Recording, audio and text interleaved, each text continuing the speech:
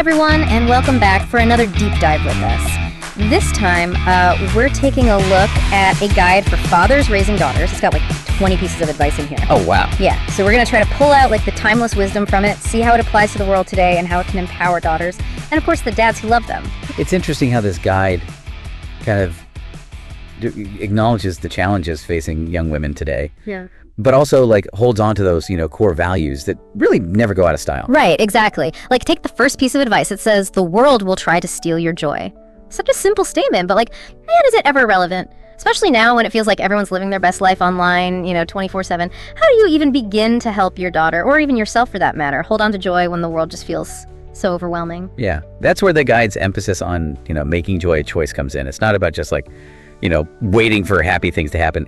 It's about actively cultivating joy in like your everyday life. So it's like taking charge of your happiness instead of like letting the world dictate it. Exactly. And there's some like really practical ways to do that. The guide suggests things like gratitude journaling, like taking a few minutes each day to write down, what you're thankful for, or practicing mindfulness, which can be as simple as like paying attention to your breath for a few moments. You might even want to try this right now with us. Take a deep breath in, hold it, and slowly exhale. Notice how your body feels as you breathe. Okay, I can already feel myself relaxing a bit, but the guide isn't all about like internal work, right? There's also a lot about the power of example. Absolutely. Children are so perceptive, they pick up on way more than we realize. If you want your daughter to be resilient to face challenges with grace and courage, you have to model those behaviors yourself. So it's like that saying, actions speak louder than words? Exactly. Showing your daughter how to navigate, tough situations is way more impactful than just telling her what to do. Imagine, for example, you're dealing with like a frustrating situation at work, maybe a project fell apart, or you received some harsh criticism. Instead of losing your cool, you take a moment to breathe, assess the situation, and come up with a plan to move forward. Your daughter will notice that and she'll learn from it. It makes you think about, those times when we might not be setting the best example. Definitely some food for thought. But okay, let's get back to the guide. After joy and leading by example, what else stands out in this section on like building a strong foundation? Well, the guide tackles a topic that can be a bit tricky, especially in our current climate. The idea that people can change. Ooh, yeah, that's a big one. With all the talk about cancel culture these days, it's easy to kind of fall into that trap of thinking that people are just incapable of growth. Right. But the guide encourages like a more nuanced perspective. It reminds us that forgiveness is powerful. It's about recognizing that people can make mistakes, learn from them, and become, better versions of themselves. But it's not about like blindly accepting bad behavior, right? Absolutely not. The guide also emphasizes the importance of setting boundaries. It's about finding that balance between forgiveness and self-protection. You can forgive someone for their actions, while still choosing to distance yourself from them if their behavior, continues to be harmful. So it's about recognizing that change is possible, but it's not guaranteed. And we have a responsibility to protect ourselves, even as we extend compassion to others.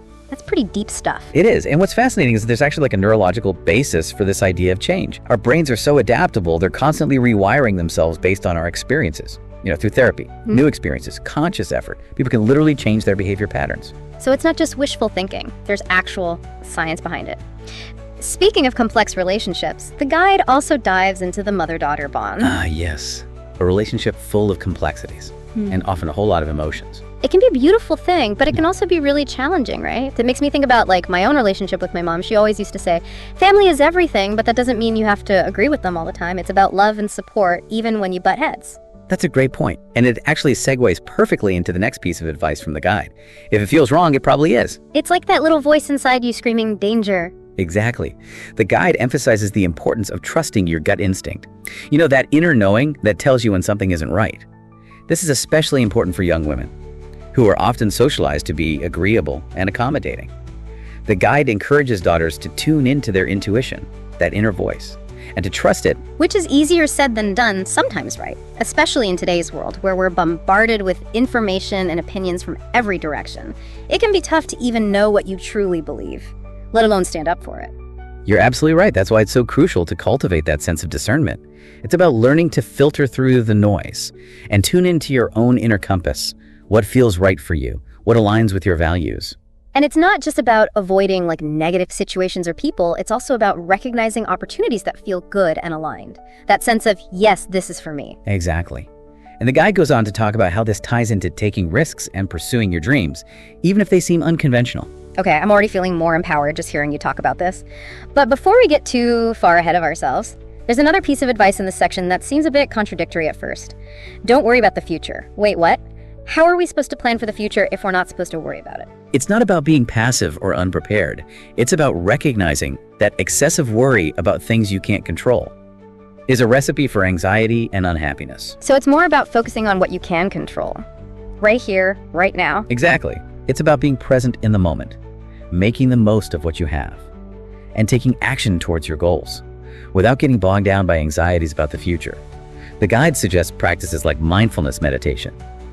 Taking a few moments each day to focus on your breath, on your senses, to ground yourself in the present moment. I've tried that before, and it really does help, even just for a minute or two. It's like hitting the pause button on all those racing thoughts. Exactly. And it's a skill that can be incredibly valuable, especially in today's world where everything feels so fast-paced and uncertain. So it's about finding that balance between preparing for the future and not letting worry consume you.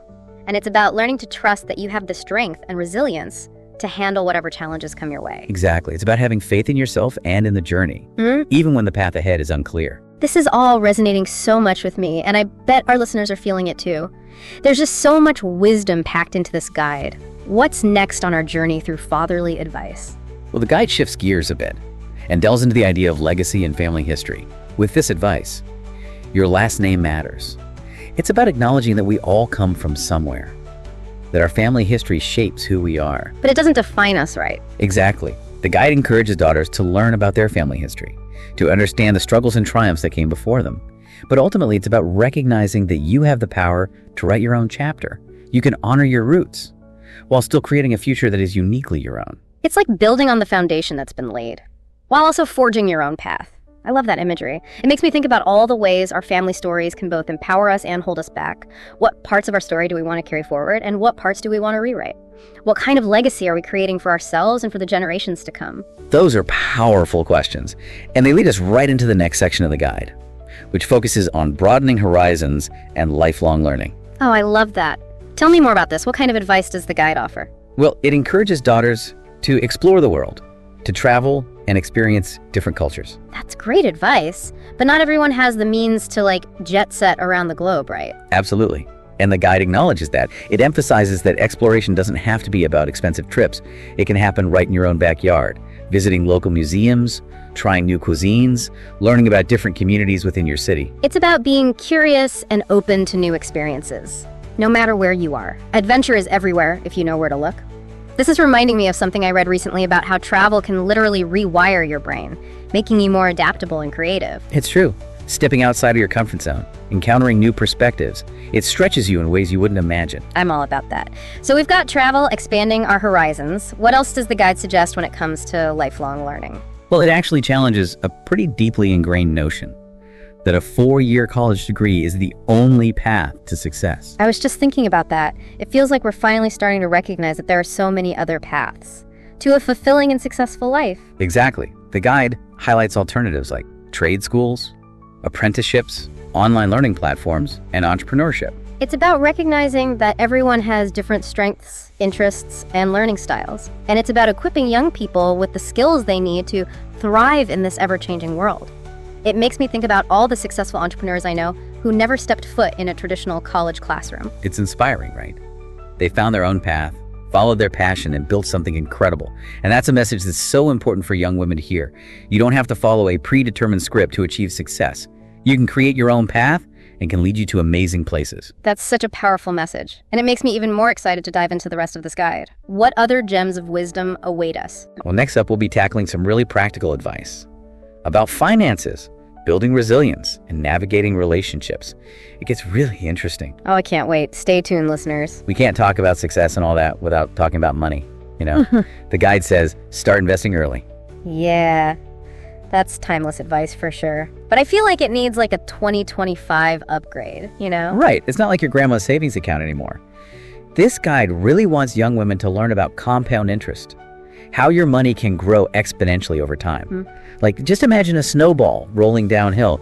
The longer it rolls, the bigger and bigger it gets. Okay, that makes sense. But what about all the different ways to invest, like stocks and bonds and crypto and all that? I mean, where do you even begin? It can feel overwhelming. You're right. There are a lot of options out there. The guide suggests starting with the basics. Look into Roth IRAs. Those are great for long-term savings. Or you could explore some of those newer investment apps. Those make investing pretty accessible to like just about anyone. Yeah, and some of those apps even let you start investing with just a few dollars, right? Exactly. The key is to just start early, even if it's with like a small amount. Imagine this. You invest, say, $50 a month, starting at age 20. With an average return of 7% a year, by the time you retire, that could grow to over $200,000. Wow, that's pretty incredible. I wish someone had told me that when I was younger. Maybe I wouldn't have spent all my money on concert tickets. Well, there's no time like the present to start learning right. And speaking of learning valuable skills, the guide also talks about sports. Yeah, it says sports teach lifelong values. But it's not just about being athletic or anything, right? Not at all. This guide is talking about the lessons you learn through sports. Teamwork, discipline, resilience, how to handle winning and losing gracefully. All these things apply to like almost every area of life. Your workplace, your relationships, how you grow as a person. Right. It makes you think about all the different teams we're a part of in our lives, whether it's at work or with family or a group of friends. Those dynamics are always there, you know. Exactly. And learning to handle those dynamics, that's a valuable skill no matter what you do in life. This guide seems to be really into like learning from experience. There's another bit of advice that stood out to me. Grit is learned through experience. Oh, that's a powerful one. Yeah. It recognizes that challenges are going to happen and that real strength comes from facing those challenges head on. You know, it's not about avoiding the hard stuff. It's about learning how to deal with it and growing from it. So it's about like embracing those tough times, seeing them as opportunities to grow instead of like setbacks. Exactly. And, you know, there's some practical things you can do to build that grit. The guide actually suggests keeping a failure journal, a place where you write down your setbacks and think about what you learned from them. I love that. It's like turning those failures into valuable information. It helps you see patterns and where you can grow, and you just build resilience that way. Exactly. It's about reframing failure. Like it's a stepping stone, not the final destination. That reminds me of a time when I was working on this project. I don't want to get off track, but let's just say I learned way more from that project crashing and burning than I ever did from my successes. Yeah, it's often in those moments, you know, those moments when you feel like you've failed. That's when you discover how strong and resourceful you really are. It's like that quote, it's not about whether you get knocked down, it's about whether you get back up. Okay, back to the guide. This next piece of advice feels really relevant today. In this whole culture of instant gratification and everything, winning isn't the goal, growing is. Yeah, that's a powerful shift in perspective. Yeah. The guide wants us to focus on the process. Yeah. You know, the effort and the learning that happens along the way, no matter what the outcome is. I think a lot of us need to hear that, including me. It's so easy to get caught up in wanting external validation, like followers, promotions, all that. And we forget how important internal growth is. You're right. And this is especially important for young women. They're constantly being told they need to be perfect and successful.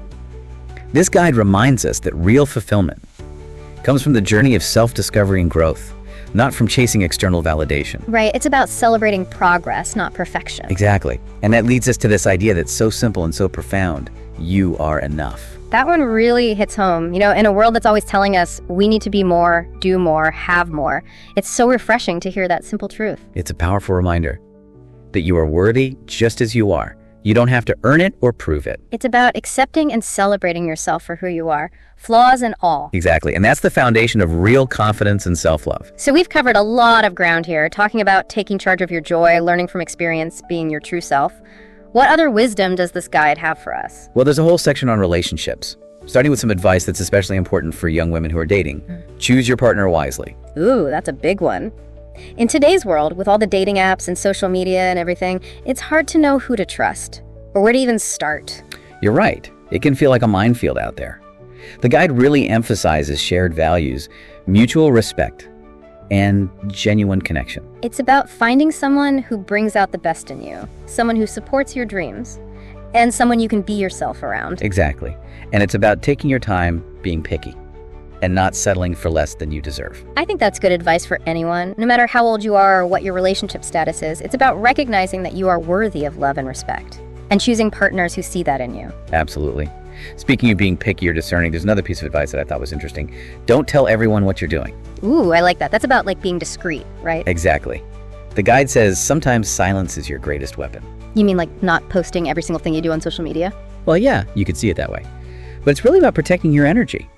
Keep your plans and dreams to yourself until they're ready to share with the world. So it's like avoiding negativity and distractions and just staying focused on your own path. Exactly. It's like you're creating a safe space for your dreams to grow. And maybe avoiding all that unsolicited advice people like to give that can sometimes throw you off track. Yeah, that's a good point. It's about trusting your own gut.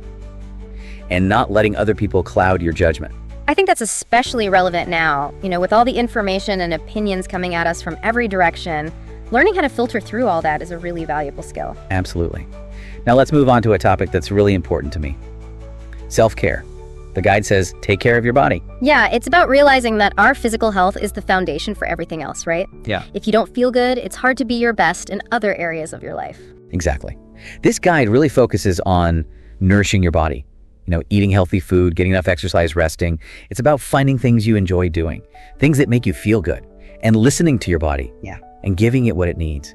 And I think it's important to remember that self-care isn't just about your physical health. It's about your mental and emotional well-being too. Right. The guide also talks about managing stress, practicing mindfulness, and asking for help when you need it. It's like a whole person approach to self-care. It's about being kind to yourself, knowing that you deserve care and attention. I tend to push myself too hard sometimes. I put everyone else's needs before my own. I'm working on it though. It's a journey, for sure. But remember, taking care of yourself isn't selfish. It's essential. You can't pour from an empty cup, right? Oh, I love that analogy. Okay, what else is in this guide? Well, it finishes up with some powerful words about finding strength and support outside of yourself. Okay, I'm listening. It says your strength comes from above. This could be interpreted in a lot of different ways. Depending on your beliefs, it could be about faith in a higher power, or connection to nature, or just believing that there's good in the world. Exactly. The guide doesn't tell you what to believe, but it encourages you to find that source of strength that exists outside of yourself. It's about remembering that you're not alone, that there's something bigger than you, holding you up, guiding you, supporting you. I like that. It's about finding comfort in something greater than yourself and drawing on that power when times get tough. That's a powerful message to end on. It really is. So much to think about. This has been an amazing deep dive, full of insights and advice for raising daughters and just living life in general. It's been great exploring this with you. Now, before we wrap up, I have a question for you and for all our listeners. What advice would you add to this list for the next generation of young women? What wisdom have you learned along the way that you wish you'd known sooner? That's a great question.